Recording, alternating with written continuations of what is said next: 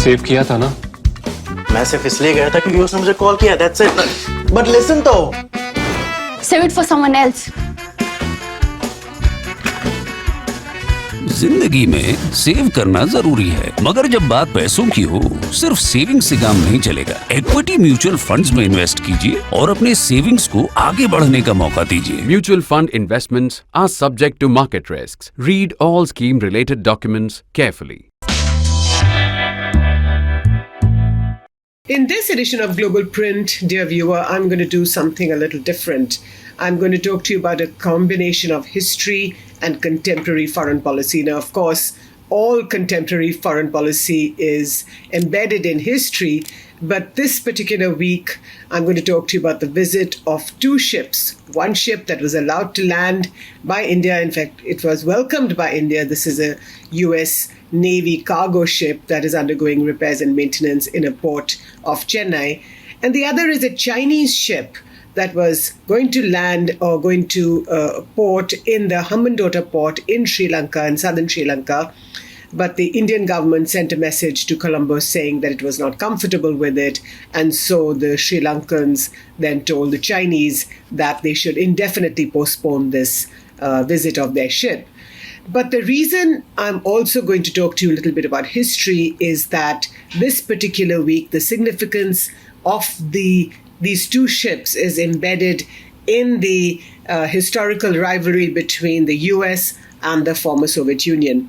But before I go any further, dear viewer, I hope that you have by now already become a subscriber to The Print. And those of you who haven't, I would urge you to pay rupees 159. It's not much money at all. It's very, very little money.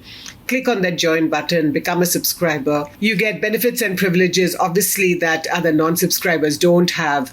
Several benefits that I will not enumerate here in this video, but I would urge you to become a subscriber to The Print and be part of our free, fair, and unhyphenated journalism that we have been following, that we have been pursuing for the last 6 years or so. So my column, Global Print, this week, like I said before, is this mixture between history and contemporary foreign policy. I've already told you a little bit about the two ships. One, a US Navy cargo ship undergoing repairs and maintenance at a port off Chennai. By the way, this is the first time that a US Navy ship, even though it's a cargo ship, is undergoing repairs and maintenance. But this is not just about repairs and maintenance of a ship. What it manifests, what it signals, what it tells you is that India and the US are coming closer and closer together. And the other example, I told you about the ship that did not land or did not berth in the Hambantota port in southern Sri Lanka. Remember, dear viewer, that Hambantota is the constituency of the former Sri Lankan Prime Minister Mahinda Rajapaksa, who had to resign in very unfortunate circumstances a couple of months ago. Of course, this was very much part of the deal that paved the way for Ranil Wickremesinghe to become the current Prime Minister of Sri Lanka. Now, this is a Chinese research vessel. It is involved in space and satellite tracking, and it was supposed to berth at the Hambantota port on the 11th of August, stay there for a couple of days. It had left the southern Chinese port of Jianying sometime in July. But then the Indian government, of course, got wind of it and told the Sri Lankans that it's not such a good idea. They were concerned about the fact that this Chinese ship may be doing other things other than research, for example, research in space and satellite tracking. And we know, dear viewer, that the Chinese are always up to something or the other. They say that they will come into your country for very sort of genuine purposes, but they were probably up to no good. And this is probably may have been, I'm saying, the case for the ship as well. So India demonstrating its concerns to Sri Lanka, and Prime Minister Ranil Wickremesinghe addressing those concerns, listening to the Indians, and then telling the Chinese that, please, this is not the time, and that the visit of this ship of yours must be indefinitely postponed. Now, this is quite interesting on its own. This is the first time, I think, in recent memory that India has persuaded a neighboring country, in this case Sri Lanka, to tell off a third country, a big power, in this case China. Usually, I mean, it's not the first time that India has exercised influence. That is a natural state of affairs. If you remember the 1971 war with Pakistan, when Pakistan broke up and Bangladesh, the new state of Bangladesh, was created. You've seen the history of India-Sri Lanka relations with the IPKF that was sent, this is the Indian peacekeeping force that was sent to Sri Lanka to help Sri Lanka fight the LTT. So this is not the first time. But what is, I think, in recent memory, the first time is that this neighboring country on which India relied to express its concern was on board India's concerns. So Mr. Vikramasinghe, the Prime Minister, addressing these concerns and telling the Chinese to back off. Now, obviously, you can imagine what this must have done to the Chinese. They were just very, very surprised that a tiny country like Sri Lanka was able to stand up and tell them off.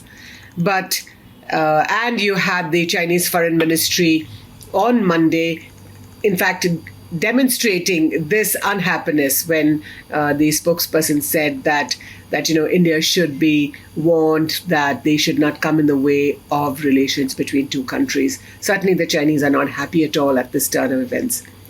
But now the historical part of my column this week. So let me give you a little bit of background. On the 9th of August 1971, the Indo-Soviet Treaty of Friendship and Cooperation was signed between India and the former Soviet Union. So this 9th of August was the 51st anniversary of that treaty. So 51 long years ago, this treaty was signed, and we know that Mrs. Indira Gandhi, then the Prime Minister of India, when she pushed that treaty with the Soviets at the time, this treaty was very much part of her whole network of ambitious decisions. She knew for several months before, in fact, more than 8 or 9 months before that, in fact, the previous year, when the Awami League of Sheikh Mujibur Rahman won the elections in Pakistan, or the Pakistan government did not allow Sheikh Mujibur Rahman to become the Prime Minister. And you know the history of that period, you know what happened. On the 23rd of March, 1971, the Pakistan Army, under an operation called Operation Searchlight, unleashed terror in the heart of Bangladesh, in Dhaka, and several hundred people, intellectuals, professors, students, activists, they didn't spare anybody. They were all killed, massacred to death. And that set in force a chain of events that finally led to the independence of Bangladesh and the war of India-Pakistan before that. So in August 9, 1971, when Indira Gandhi and her counterparts in the Soviet Union signed this treaty, Mrs. Gandhi is very aware of why this treaty is being signed. It is really one key piece, or one key element in this whole network of decisions that she was undertaking at the time. The first is, so here was the treaty where she knew that she would need the help of one of the two superpowers, the other being the Americans. She would need the help of one of the two superpowers to come to India's aid in case India needed to fight the Pakistanis. And that is exactly what happened. You know that on the 3rd of December, the India-Pakistan war broke out, which ended on the 17th with Pakistan's capitulation. But in the meantime, something else was happening. You also know, dear viewer, about the infamous tilt of the Americans towards Pakistan. And that's because the martial law administrator of Pakistan at the time, Yahya Khan, had promised the US President Richard Nixon, as well as his Secretary of State Henry Kissinger, that he would open the door or open a passage to China. So the Pakistanis, Yahya Khan had promised the US that he would help them set up a secret meeting in Beijing in return for America's favors, which is that the Americans should help Pakistan. Already the Americans were willing to help Pakistan because they realized that India and the Soviet Union, of which the Americans were a clear rival, this is the heart of the Cold War, as you know. So you had the two superpowers ranged on either side, the Soviets alongside India and the Americans alongside Pakistan. When the war breaks out, on the eve of that itself, the Americans, or Nixon tells Kissinger that you have to scare off the Indians. So then this big fat nuclear aircraft carrier called the USS Enterprise, along with as many as 70 bombers and fighters, sail into the Bay of Bengal. The Soviets get warned by the Indian government. Mrs. Gandhi tells India's ambassador in Moscow, DP Dhar, that this is the time to tell the Soviets to invoke this treaty and to come to India's aid. And that's what the Soviets do. So the Soviet Pacific Fleet then sets sail, and on the 5th of December enters the Indian Ocean, and on the 7th of December, again, about 500 nautical miles off Ceylon, off Sri Lanka, it was then called Ceylon, the Soviet Pacific Fleet or some of its submarines surface, occasionally surfacing to break water, potentially to warn off the USS Enterprise aircraft carrier. So then, at the time, again in 1971, you had this two ships. So here is the story of two ships, even in 1971, or shall I say, the story of two navies, the US versus the former Soviet Navy. As for the Chinese at the time, the Americans do tell the Chinese that maybe you should make a move or two in support of your good friends, Pakistanis, but the Chinese back off because they know they have had a falling out with the Soviet Union just a couple of years previously, 1969, and they know that the Soviets are so powerful that if the Chinese make some move that may offend the Soviets, the Soviets could make trouble for them. For example, open another front in Xinjiang or something, which the Chinese could not afford to do. So here you have, like I said before, to repeat myself, a tale of two navies in 1971. But look at how the world has changed, dear viewer, in 51 years. At the time, the US, a very key friend and ally of Pakistan, today, India and the US coming closer and closer together. And we see this manifested in the repairs and maintenance job that this Indian port is carrying out on the USS Charles Drew. At the time, again, you had the Soviet Union or the Soviet Navy that came out in support of India.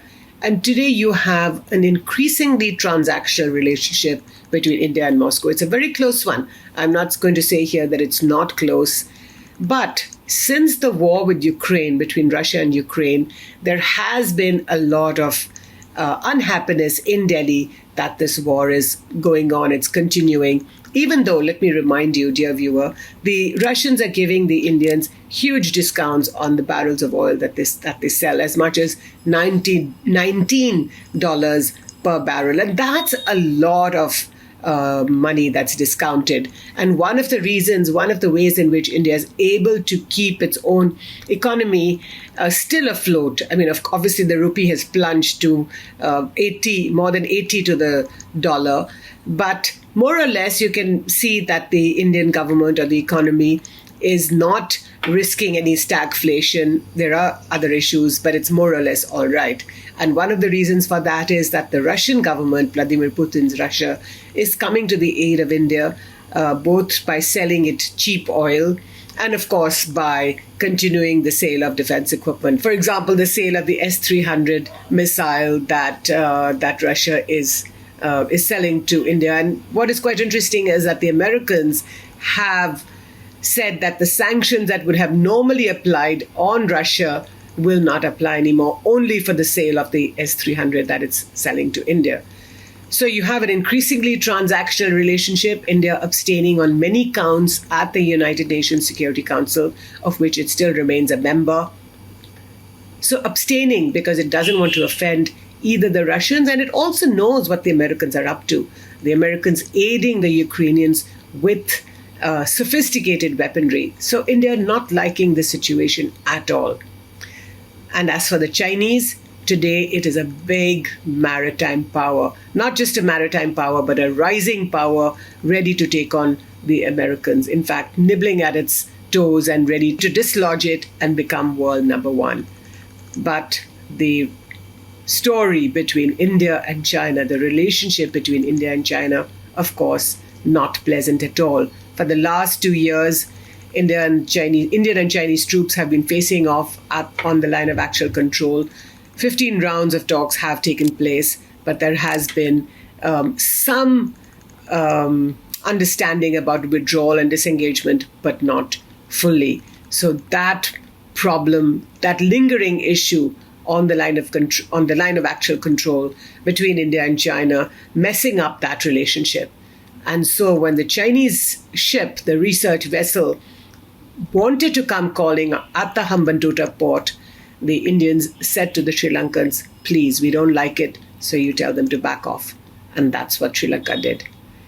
So here is a tale of two ships, both today and 51 years ago. I hope you will read my column Global Print on the Print's website, and I look forward to hearing what you have to say about this video. Thank you so much for watching.